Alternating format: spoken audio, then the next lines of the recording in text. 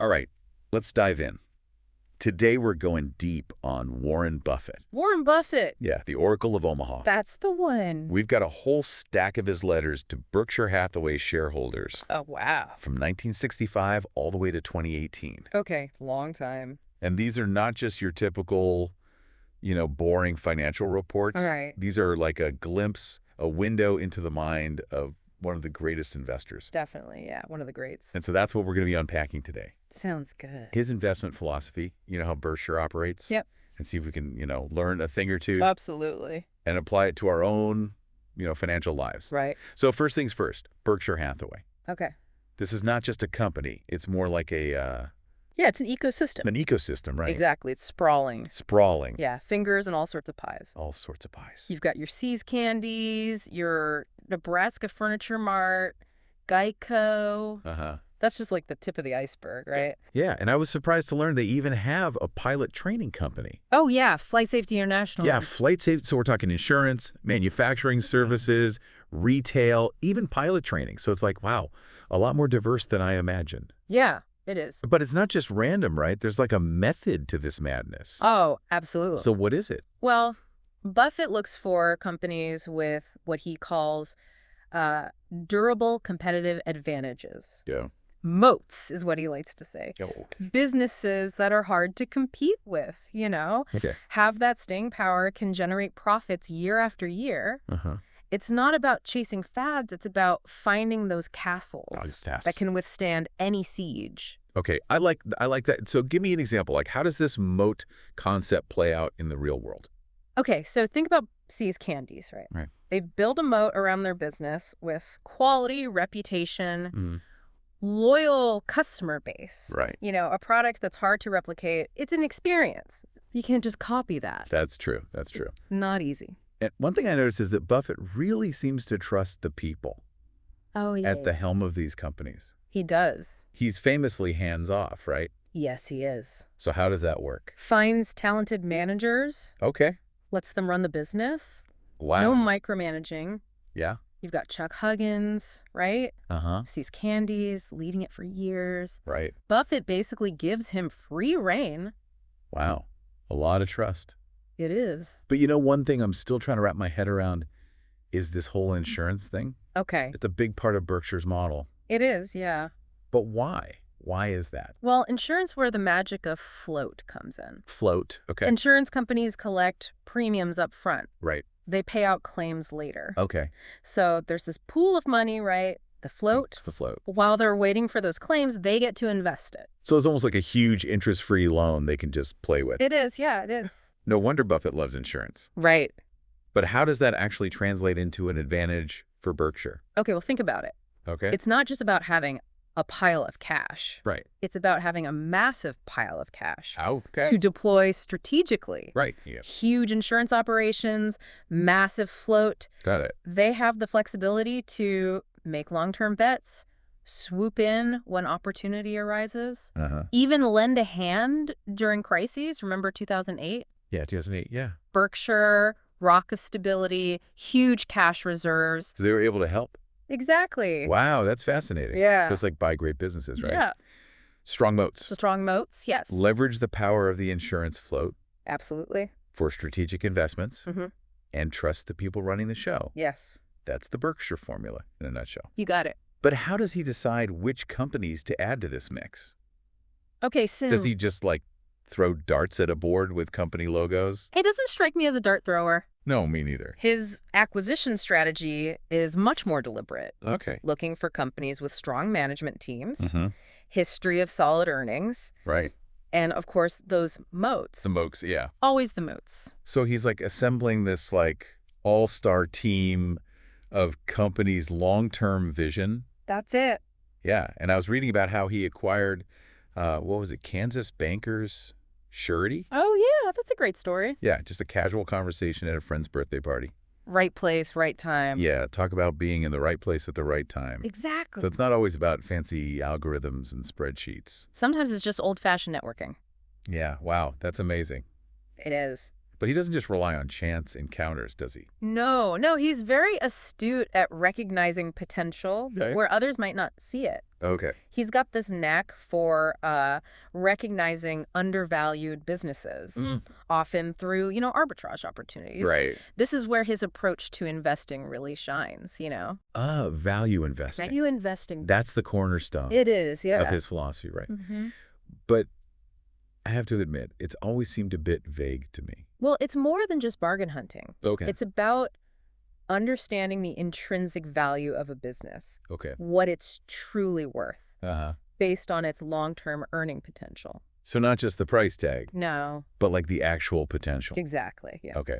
And this is where his mentor, Benjamin Graham, Oh, yeah, the godfather of value investing. comes in. Huge influence. So what did Graham teach him? To look beyond the market hype, focus on the underlying fundamentals. So it's about seeing the forest for the trees. Exactly. The long game The long game. instead of the quick win. You got it. But wouldn't that mean missing out on like potential gains when the market is hot? Sure, yeah, there's always that temptation. Right. But Buffett's focus is on building sustainable wealth Okay. over time, not on making a quick buck. He's not interested in gambling, Got it.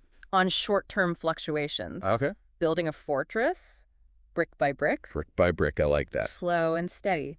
But this long-term mindset, how does it square with the efficient market hypothesis? The EMH. Yeah, the EMH. That all information is already baked into stock prices. Right. Making it impossible to like consistently beat the market. Right. But Buffett has kind of challenged that, hasn't he? He has, yeah. His track record speaks for itself. Exactly. Consistently outperform the market, finding those undervalued companies. Right. Exploiting those arbitrage opportunities we talked about. Like he's proving there are still those hidden gems out there, Exactly. even in a seemingly efficient market. Yep, there are inefficiencies. Okay, so not afraid to go against the grain, Not afraid. but that must involve some level of risk, right? Of course, there's always risk. So how does he define risk in investing? That's a great question. For Buffett, risk isn't about short-term price swings. It's about the potential for permanent capital loss.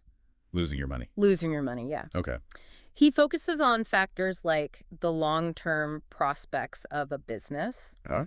the integrity of its management, Okay. the price he's paying relative to its intrinsic value. So doing your due diligence, Due diligence, yes. understanding the business, Mm-hmm. and making sure you're not overpaying. Exactly. Even for a fantastic company. Okay, yeah.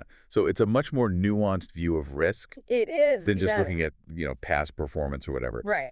It sounds like he's emphasizing quality over quantity. Absolutely. Right. He'd rather own a piece of a wonderful company at a fair price Okay. than a fair company at a wonderful price. Got it. Yeah. And this brings us to another crucial element of his philosophy, market fluctuations. Oh, right.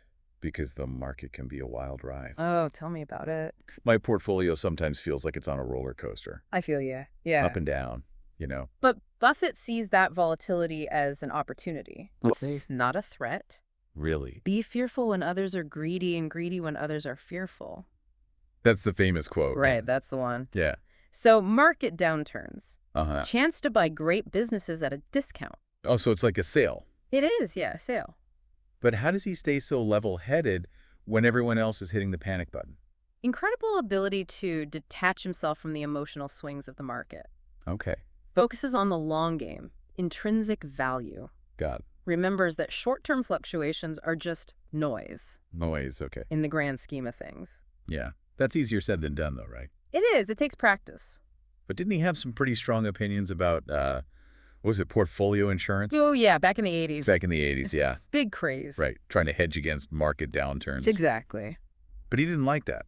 He did not know. Why not? He thought it was a recipe for disaster. Oh, wow. Compared it to selling off pieces of your farm every time a neighbor's property sold for less. Interesting. Letting fear dictate your decisions Okay. instead of logic.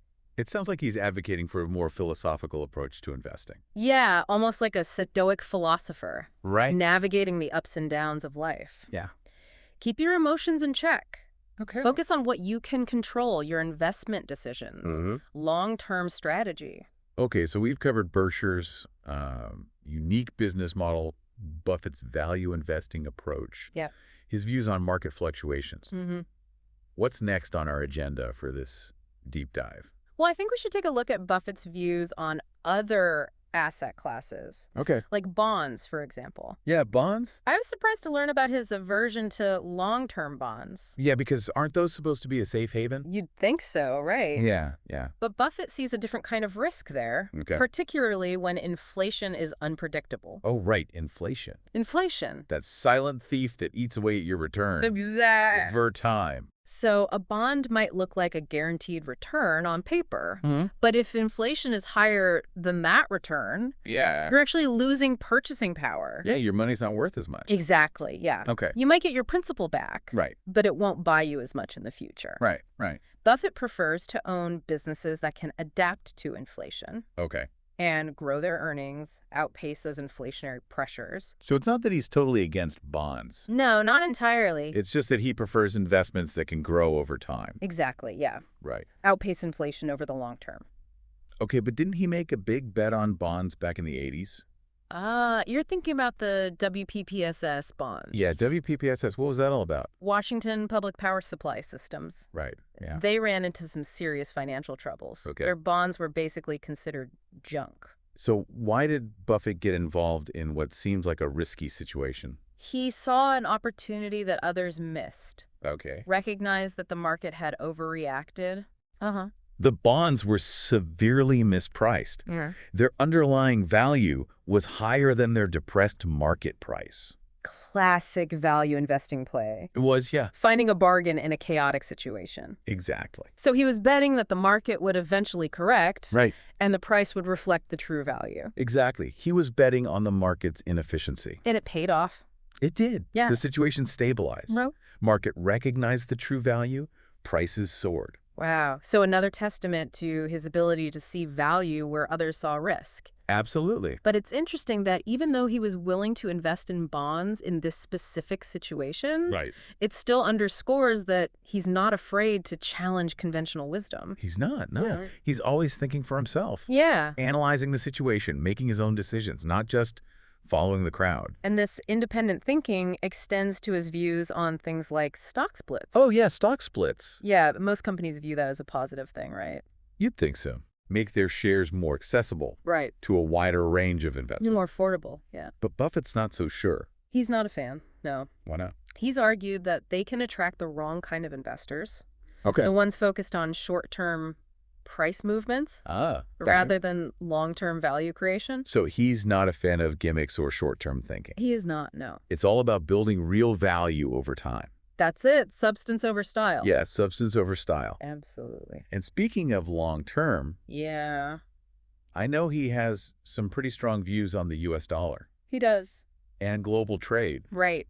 It's interesting because he's not known for being a global investor. He's not, no. He seems content to focus on the American market. Hometown hero, he calls himself. Yeah, the hometown hero. But that doesn't mean he's oblivious to global forces. Right. He's expressed concerns about the long-term impact of trade deficit Trade deficits, yeah. on the value of the dollar. I can see why that would be a concern. If we're consistently buying more from other countries, Right. then we're selling. More going out than coming in.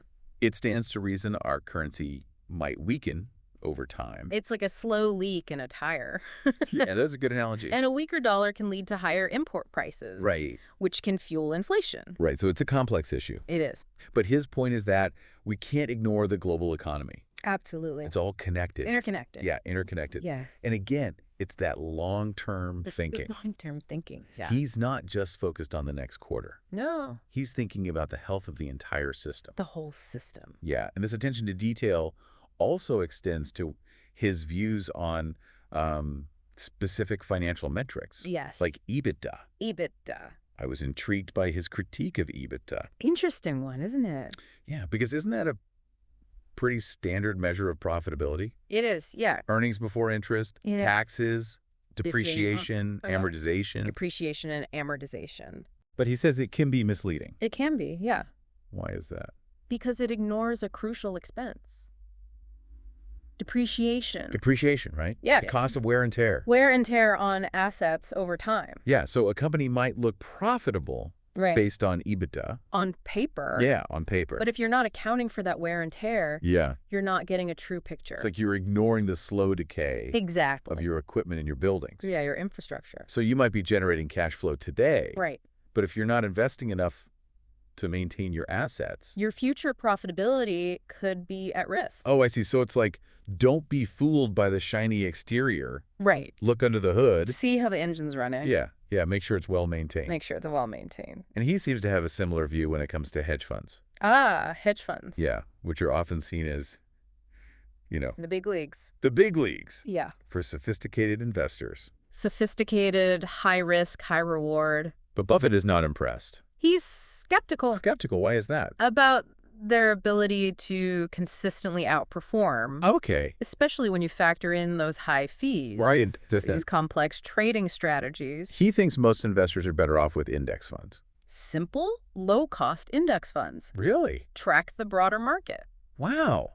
That's a pretty bold statement, It is. considering how much money goes into hedge funds. A lot of money. So he's saying simplicity often trumps complexity. He is. Yeah. Believes those high fees eat into investor returns, Okay. leaving them worse off Really? than if they had just invested in a simple index fund. And he put his money where his mouth is, right? She did, yeah. With that $1 million The bet $1 million bet? against the hedge fund manager, Exactly. that a simple index fund would outperform.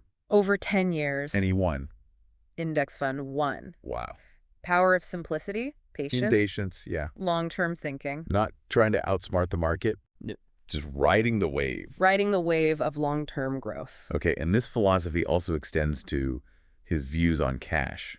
Oh, cash. Interesting one. Yeah, most people think of cash as like Dead asset. a dead asset, yeah, Sitting there, not earning anything. not doing anything. But Buffett sees it differently. He does. So how does he view cash? He sees it as a crucial asset, Okay. a source of strength, Okay. especially during uncertainty. Oh. Cash is to a business as oxygen is to an individual. Oh, I like that.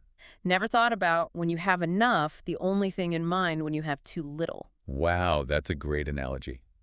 It is, yeah. So it's about having that cushion, The cushion, yeah. that flexibility to act. Flexibility to act Yeah. when opportunities arise. Right, or when the unexpected happens. Exactly. Like in 2008, 2008, yeah. when companies were scrambling, Still scrambling for liquidity. Berkshire was able to step in Help out. because they had that cash. Add the cash reserves. So while other companies were like panicking, Selling off assets. Berkshire was in a position of strength, Ready to act. able to make strategic moves. Capitalize on the turmoil. So it's like being prepared for the worst, The prepared. but hoping for the best. Hoping for the best, yeah. That's a key principle. Absolutely. It's fascinating how all these pieces fit together. It is, yeah. From bonds to stock splits to EBITDA to hedge funds, It all ties together. it's all connected by this thread of long-term thinking, Long-term thinking. disciplined capital allocation, Yep. and a deep understanding of businesses. That's Buffett. Yeah, but what does this all mean for the average investor? That's the $1 million question. How do we apply these principles to our own lives? Right. How do we take this and make it actionable? So we've been talking about, Buffett's big picture philosophy, Right. but I'm curious to dig into some more of the specifics. Okay, yeah, let's do it. Like, how can we as everyday investors actually put this stuff into practice? Mm. Because, it's one thing to understand it, Right. but it's another thing to actually do it. Absolutely. So where do we even begin? Well, I think a good starting point is understanding that you don't have to be a Wall Street whiz to apply these principles. Right. Buffett himself often talks about the importance of common sense. Common sense. Yeah, discipline and patience. Okay, so not trying to time the market or find the next hot stock tip. Exactly. It's more about building a solid foundation Right. based on those fundamental principles we've been discussing. And understanding the businesses that you're investing in. Absolutely, yeah. Knowing what you own Mm-hmm. Yeah. and being patient, letting that compounding work its magic. Compounding. Right. That's another one of those concepts that's sounds simple, Yeah. but can be so powerful over time. It really is, yeah. So even if you're not starting with a ton of money, Right. consistent investing and the power of compounding Can really add up. can really help you reach your goals. Absolutely, yeah. So it's about playing the long game, The long game, yeah. not the short game. Not trying to get rich quick. Exactly. Yeah. It's about building that portfolio Mhm. of companies that you believe in with strong moats. The moats, right. The moats, that's right. Letting them grow along with the economy. Exactly. But it's not just about buying and holding, is it? No, of course not. We also have to be mindful of the risks Right, we need to manage risk. because, there are pitfalls Oh, yeah, absolutely. that can kind of derail your whole journey. That's why I think Buffett's definition of risk is so important. Okay, remind me how he defines risk. He sees it as the potential for permanent capital loss. Okay, so not just short-term fluctuations, Yeah. but like actually losing your money? Using your principal, yeah. Okay, that makes sense. It's about doing your due diligence, Mm-hmm. understanding the businesses you're investing in, Right. making sure you're not overpaying, even for a great company. So it's almost like a mental shift, It is, yeah. a way of reframing how we think about risk, Yeah. Not something to be feared. but something to be managed. Exactly. Understand it, manage it. Okay, and that ties back to being a rational investor To being rational, yeah. and making decisions based on logic and reason. Not letting emotions get in the way. Right, and that's one of the most valuable lessons I think so too. that we can learn from Buffett. Yeah. He's not letting fear or greed control him. He's in control. He's staying focused on his goals, A long-term vision. sticking to his principles. Even when the market's going crazy. He's the epitome of the disciplined investor, He is, yeah. staying the course even when things are rough. Weathering the storm. And that's something we can all learn from, Absolutely. no matter how much experience we have. Doesn't matter how much money you have. Right. It's about developing that mental toughness, Practical toughness, yeah. detaching from the emotional roller coaster, Not getting caught up in the day-to-day. focusing on what really matters, Building long-term wealth. achieving our financial goals. Yeah, it's a marathon, not a sprint. A marathon, that's a good way to put it. There will be ups and downs, Right. but if you stay focused, make sound decisions, Let compounding work its magic. you'll be amazed at what you can achieve. So we've explored his views on market fluctuations, his approach to managing Berkshire Hathaway. Mhm. We've even dug into some of his more specific perspectives on things like bonds and EBITDA and hedge funds. Yeah, a lot of ground covered. But what does this all mean for the average investor? Right, how do we put it all together? What's the one question, the one thought we should leave our listeners with? How can you apply Buffett's wisdom to your own financial life? That's the question. Right. The big one. How do we take all this amazing wisdom Yeah, and make it real in our own lives? put it into action. Exactly, because it's one thing to talk about it, Right. but it's another thing to actually, Walk the walk. walk the walk. Not just talk the talk. Yeah, and it can be intimidating. It can be, yeah. This whole world of investing, That's a lot to take in. especially if you're just starting out. Right. But one of the things I really appreciate about Buffett's approach Yeah. is that you don't need to be a genius. You don't need a PhD in finance. No, you don't need a PhD in finance. Common sense goes a long way. Yeah, common sense, Discipline, discipline, patience. patience, right.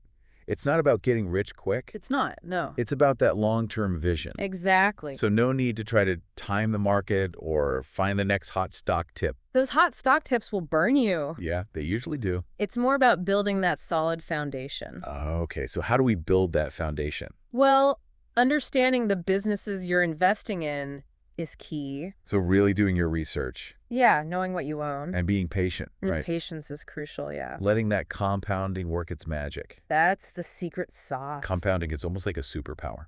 It is. It's like money making money. Yeah, and over time, it really can add up. It really can, yeah. So even if you're not starting with a lot, Doesn't matter where you start. consistent investing, the power of compounding Can take you far. can really help you reach your goals. Absolutely. So playing the long game, Long game, always. not the short game. That's Buffett's mantra. Building that portfolio of companies that you believe in. Companies with strong moats. Right, the most. Those competitive advantages. And letting them grow along with the economy.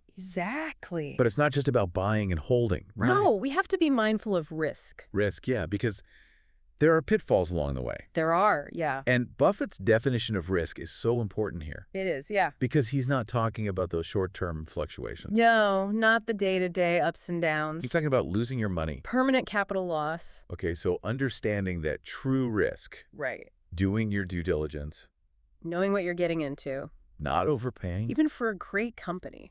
So it's a different way of thinking about risk. It is, yeah. Not something to be feared. But something to be managed. Understood. Told. And that comes back to being a rational investor. Being rational, yes. Making decisions based on logic. Not letting emotions take over. Right, and that's what Buffett is so good at. He is, yeah.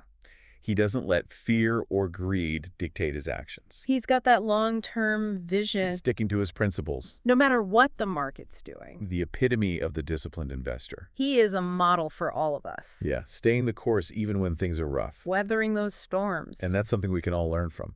We can. no matter how much experience we have. Or how much money we have. Yeah, it's about developing that mental toughness, Mental toughness. detaching from the emotional roller coaster, Not getting caught up in the short term. focusing on the long term, Exactly. building wealth. Achieving your goals. It's a marathon, not a sprint. That's a good, great way to put it. So, as we wrap up this deep dive into Warren Buffett's world, what's the one thing we should leave our listeners with? I think the most important question is this. Okay. How can you apply Buffett's wisdom to your own financial life? That's a great question. It's not just about reading his letters. Right. It's about taking action. What's one small step you can take today? Maybe it's researching a company with a strong moat. Mm, Maybe it's setting up a regular investment plan. it doesn't have to be huge. Just start somewhere. Take that first step. And remember, you don't have to go it alone. There are so many resources out there, Books, articles, podcasts like this one. right? We're all in this together, Learning and growing. trying to make the most of our financial journeys. Exactly. So keep exploring, keep learning. Keep that long-term vision in mind. And who knows, maybe one day you'll be sharing your own wisdom. Yeah, pay it forward. Well, we've reached the end of our deep dive. Time flies when you're having fun. We hope you've enjoyed exploring the world of Warren Buffett with us. We've learned a lot. And we encourage you to continue your own exploration. Absolutely. Share your insights with us on social media. We'd love to hear from you. Until next time, happy investing.